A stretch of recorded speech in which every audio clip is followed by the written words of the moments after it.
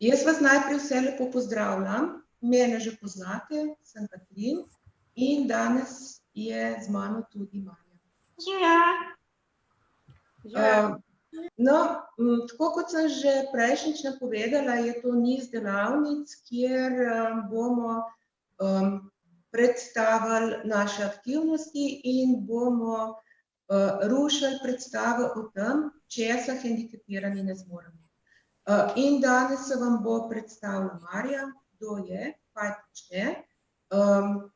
Razbila bo nekaj stereotipov o tem, kaj večina ljudi misli, da ne zmore. V drugem delu pa vas bom popeljala skozi terminologijo, to pomeni, kako lahko poimenujemo nekoga, ki ima izkušnjo, da mogoče ne vidi, ne sliši ali pa kakšno drugo izkušnjo.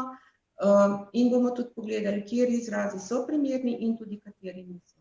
Tako da zdaj kar predajam besedo Marji. Marja, izvoli, a se nam lahko predstaviš, kdo si? Seveda, hvala, Katrin. Živjo, jaz sem Marja. A je pri meni kaj drugače? A vidite kaj drugačnega? Pa mogoče, Marja, greva malo bolj nazaj, da se naj bo videlo. A zdaj kje opazite? Ja. Kaj pa? Večji voziček. Ja, tako je. Zaradi tega, ker se mi pač imamo zatrdele sklepe, za gibanje uporabljam voziček. Tako kot vi najbrž, mi povejte, a imate radi športno vzgojo in gibanje? Nekoliko. Kaj to pomeni? Da, ja pa ne, odvisen. Okay. Jaz se zelo rada gibam, se pa gibam s pomočjo inštruktorja, ki mi pomaga delati različne vaje. A bi se skupaj malo razgibali, bi vam bilo to všeč? Ja. Majčkeno, ne bo nič hudega. A probamo roke gor. Levo, pa desno, pa levo, pa desno. Pa še malo z glavo, gor pa dol. Pa gor, dol. Pa gor, pa dol. Pa fajn se okrožimo. Na eno stran. Pa še na drugo stran.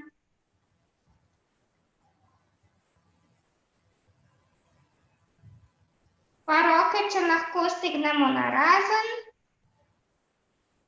Pa skupaj. Narazen. Pa skupaj. Evo, take in podobne vaje delam s pomočjo inštruktorja. Zdaj me pa zanima, a mislite, da nekdo, ki je na vozičku, lahko skoči s padalom? Da bomo dobili neko bolj jasno sliko, a lahko tisti, ki mislite, da lahko nekdo skoči s padalom, dvignete roke. Dvignete roke pred sabo, Nika, vas pa prosim, da te dvignene roke preštajite. Velja. Zaenkrat je ena dvignjena roka. Koliko jih je, nisem slišala? Zaenkrat je 1, 2, 3 so se dvignile. Dobro, to pomeni, da nekako imamo deljena mnenja, kdo lahko, kdo ne more. Okej, no, zdaj bo pa Marja pokazala, kako ona lahko. Tole je pred skokom in tole je v zraku skupaj z inštruktorjem. Pa mogoče malo več poveš, Ja. kako ste se pripravili, kako je to izgleda. Tako je. Res nisem bila sigurna, če bo zame možno, da skočim s padalom. Potem pa sem se dobila z inštruktorjem pred samim skokom. Sva se pogovorila, kako bo možno, če bo možno. Naredila sva tudi načrt, kako bova pristala, ker ne moram stopiti na tla. Pa sva pol se zmenila vse in res je šlo super. brez problema in še enkrat bi šla, če bi bilo možno, oziroma bom sigurno še šla enkrat. Ok. A mislite, da nekdo na vozičku, da se lahko potaplja? Pa spet ocenimo, tisti, ki mislite, da lahko, dvignete roko. In Nika, lahko preštejete, koliko rok imamo. No, dajmo na 3, 4 zdaj, kdor misli, da ja, naj dvigne roko. 2, 3, 4, 5, 6. Super. Evo, vam pokažem fotko. Wow. Ja, ok, to je bilo pa potapljanje za kisikovo bombo v Izoli. Predtem sem se seveda z inštruktorjem pogovorila glede dihanja. Tudi dogovorili smo se, da pod vodo se z inštruktorjem ne moreš pogovarjati in te vedno sprašuje, s tem, da pokaže ok, če je vse v redu. In če je, tudi ti njemu pokažeš ok, na tak način se pogovarjata. Bolj me pa zanima, a mislite, da nekdo, ki je na vozičku, lahko stoji na glavi? A lahko še enkrat roke preštejemo? No, na 3, 4 zdaj. Lahko nekdo, ki je na vozičku, stoji na glavi. 2, 3 roke so v zraku. Aha. Evo, fotografija.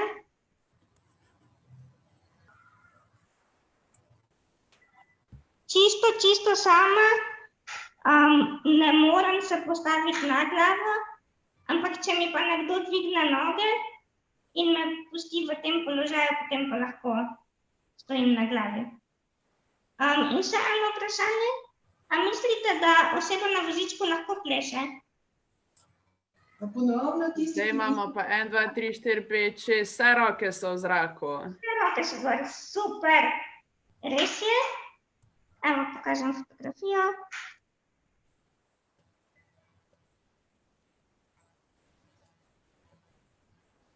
Temu se reče ples na vozičku in obstajata dve kategoriji. Ena kategorija je, kjer nekdo, ki hodi, pleše z nekom, ki je na vozičku, in druga kategorija je, kjer plešeta dva, ki sta na vozičku v paru. Tole je fotografija sicer iz Ljubljane, ampak z plesnim klubom Zebra. Tekmujemo po celi Evropi in Slovenija je kar visoko na vrhu glede medalj. Jaz sama sicer ne, ampak je pa veliko dobrih plesalcev na vozičku v Sloveniji. Tako da hvala, da ste slušali, pa upam, da ste izvedeli kaj novega. Zdaj pa predajam besedo spet Katrin. Hvala. No, zdaj vas povabim, da malo razmislite o tem, ali vam je že kdo rekel kakšno besedo, ki vam ni bila všeč, oziroma kakšno žaljivko. Pa tako, ker vsak lahko, kdor ima kakšno izkušnjo, da mu je kdo že izrekel kakšno žaljivko, pa naj jo prosim pove. Je kakšen odziv? Marja, mogoče pa tudi tebe izzivam, a ti je že kdaj kdo rekel nekaj, kar ti ni bilo všeč, oziroma a je kdo komu rekel kakšno besedo, kot je na primer butelj? Poznate, kaj pomeni ta beseda? Ja, ponavadi nas poimenujejo butelj takrat, kadar nečesa ne razumemo in je to neka žaljivka. A se strinjate s tem? Ja. Ja. A poznate še kakšno tako besedo, ki vas je kakšno žaljivko? Ali pa kakšen neumnež, ali pa budalo. A ste slišali že te besede? Kimajo. Kimajo, če prav razumem? Ja, kimajo, ja. Dobro. Zakaj tudi sprašujem Niko, zdaj, če je kdo na novo z nami, Nika mi pomaga, ker mi opisuje to, kar vi neverbalno sporočate. Ampak meni bi bilo pa boljše, če se z glasom, če se oglasite, ker če se boste oglasili, pa bo imela tudi občutek, da ste z mano, sicer pa ja, res pol ves čas potrebujem Niko, da mi pove, kako se odzivate. Zakaj sama ne morem zaznati, če kimate ali podkimujete na moje vprašanje? ker ste slepi.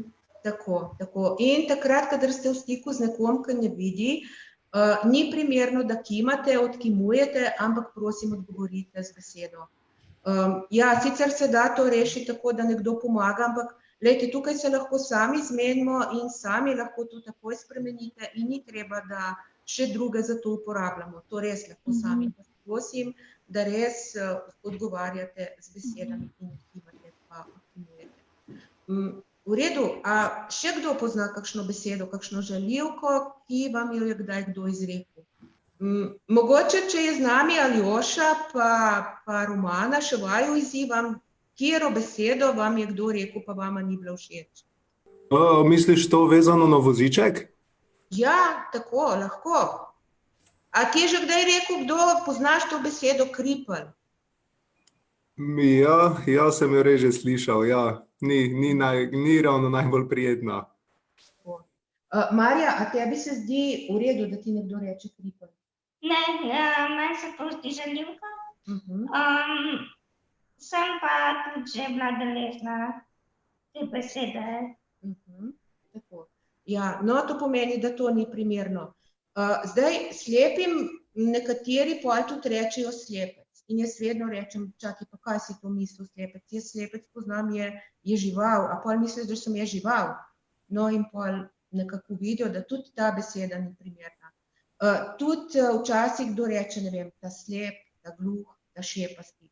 To pomeni, prvič nas razvrednotijo, da sploh nismo več osebe z nekim imenom, ampak neko okoliščino nam pripišejo in še na žaljiv način. To pomeni, oseba, ki ne vidi, ki nima več svojega imena, je ta slepa. Oseba, ki ima mogoče deformirano telo, je kripelj. Oseba, ki šepa, je ta šepasta in jo spet razvrednoti kot osebo. No, in potem velikokrat nam pa rečejo tudi, da smo invalidi. A kdo ve, kaj pomeni beseda invalid? Da si na vozičku, Še kaj drugega? da pač ne moreš pač se ful gibati ali pa nekaj takega. Okay. Zdaj, če bi rekli na ta način oseba na vozičku oziroma oseba, ki se giblje z vozičkom oziroma oseba, ki se ne more premikati na običajen način, to je čisto korektno, ker vemo potem tudi, kako pristopiti do te osebe oziroma kakšne prilagoditve, kakšno pomoč potrebuje. Beseda sama invalid pa pomeni nekdo, ki je nezmožen, nesposoben, neveljaven. A se vam zdiva z Marijo, da sva nezmožni, nesposobni? Ne. Kaj mislite? Ne. Ne. No, in midve tudi misliva, Marja, tudi potrdiš, da nisi nesposobna. Nisem nesposobna in nisem neveljavna in nisem nezmožna. Tako. No, in zato je veliko bolj primerno reči, tako kot ste sami rekli, ne vem, oseba, ki za gibanje uporablja voziček, oseba, ki ne vidi, oseba, ki ne sliši in tako naprej, ker iz tega potem že vemo tudi, kako pristopiti do te osebe, kakšne prilagoditve potrebuje. Naprimer, če vam nekdo reče, danes bo pa na obisk prišla gospa Petra, ki ne vidi, oziroma gospa Petra, ki ne sliši. Kaj za vas to pomeni? Kako boste do nje pristopili? Če pride gospa Petra, ki ne sliši, a bo smiselno, da jo vi oddaleč pozdravljate, ali boste kako drugače pristopili, da boste vstopili v stik z njo? Prši pač bližje, pa pač ji rekli, spregovorili ali pozdravili. Ja, tako to pomeni, da boste šli blizu nje, da vas bo videla usta, ker nekateri, ki ne slišijo, lahko berejo iz ust ali pa mogoče celo še malo slišijo. Ni pa primerno, da oddaleč kričite, ker to ne bo nič pomagalo. Do osebe, ki ne vidi, boste prišli čisto zdraven, jo govorili po imenu in če se še na to ne bo odzvala, si jo celo lahko dotaknete za roko, za komolec in jo tudi po imenu pokličete in ji tudi poveste, od kje se poznate oziroma kako jo vi poznate. Nikakor pa ne kimate ali pa mahate oddaleč, ker se pač ne moramo na to odzvati. Tudi, kadar ste v stiku z osebo, ki za gibanje uporablja voziček, kadar dlje časa želite z njo komunicirati, se boste pač tudi vi usedli in boste na isti višini kot je ona, tako da boste govorili pač iz obraza v obraz, nikakor pa ne iz višine, z viška.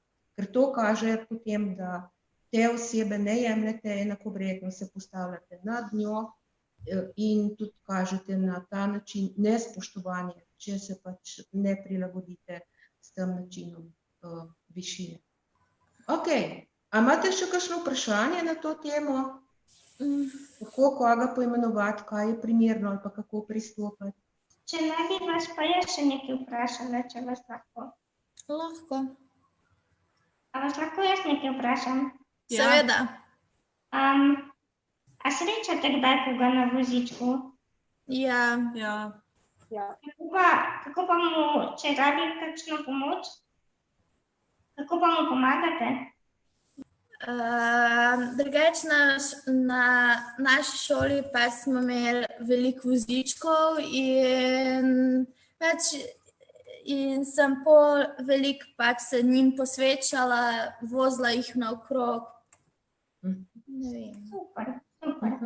Na kak način pa si se govorila z njimi, če rabijo pomoč, ali si jih prej kaj vprašala? Ne, pač sem jih, nekateri pač so jih dogovorili, pač s pogovorom, drugače sem pač pa prišla, pač jaz nisem nikoli nadaljavo pač s kom govorila, če je bil pač bolj pač na vozičku, pač nisem šla daleč, ampak sem prišla bliz, pa sem pol vprašala, če rabi kako pomoč, pa če ga lahko kamorkoli odpeljem po šoli in ja, če se je pač strinjal, da rabi pomoč, sem mu ponudila. Super. Evo, to je tak odličen primer, s katerega lahko vidimo, kako je prav, da pristopimo do osebe, ki ji želimo pomagati. Se pravi, do osebe pristopimo in jo vprašamo, če potrebuje pomoč in tudi pustimo, da nam oseba sama pove, na kak način ji lahko pomagamo. Tako je. Vsakič znova naučimo, kaj vse je mogoče. Ker jaz iskreno si ne bi predstavljala, da lahko oseba na vozičku skoči s padalom in mi je super, da rušite te stereotipe. Tako da hvala res za te izjemno poučne delavnice. Ja, hvala tudi vam. Igraj se z mano, igraj se z mano, igraj se z mano ti.